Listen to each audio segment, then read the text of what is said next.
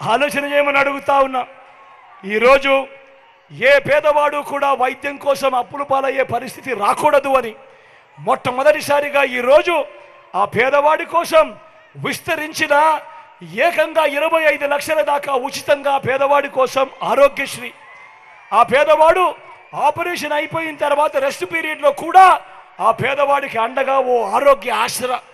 మొట్టమొదటిసారిగా గ్రామంలోనే ఆ పేదవాడి కోసము విలేజ్ క్లినిక్, మొట్టమొదటిసారిగా గ్రామానికే ఫ్యామిలీ డాక్టర్, మొట్టమొదటిసారిగా ఇంటికి వచ్చి తలుపు తట్టి ఈరోజు మీకు టెస్టులు చేయిస్తూ మందులిస్తూ ఈరోజు ఓ ఆరోగ్య సురక్ష అనే కార్యక్రమం.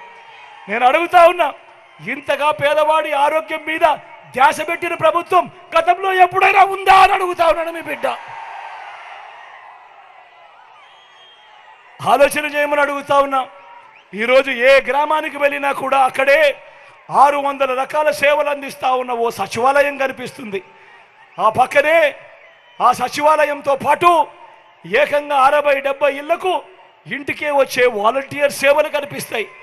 ఆ పక్కనే 4 అడుగులు వేస్తే రైతులను చేయబట్టుకొని నడిపించే ఓ ఆర్బీకే వ్యవస్థ, మరో 4 అడుగులు అటువైపున వేస్తే గ్రామంలోనే విలేజ్ క్లినిక్, మరో 4 అడుగులు ముందుకు వేస్తే అదే గ్రామంలో నాడు నేడుతో బాగుపడ్డ ఇంగ్లీష్ మీడియం స్కూలు, మరో 4 అడుగులు అదే గ్రామంలో ముందుకు వేస్తే అక్కడే మన అందరికీ కనిపిస్తుంది గ్రామానికే వచ్చిన ఫైబర్ గ్రిడ్, నిర్మాణంలో ఉన్న డిజిటల్ లైబ్రరీలు. మొట్టమొదటిసారిగా నా అక్క చెల్లెమ్మల రక్షణ కోసం గ్రామంలోనే ఓ మహిళా పోలీస్, మొట్టమొదటిసారిగా నా అక్క చెల్లెమ్మల రక్షణ కోసం వాళ్ళ ఫోన్లలోనే ఓ దిశ యాప్.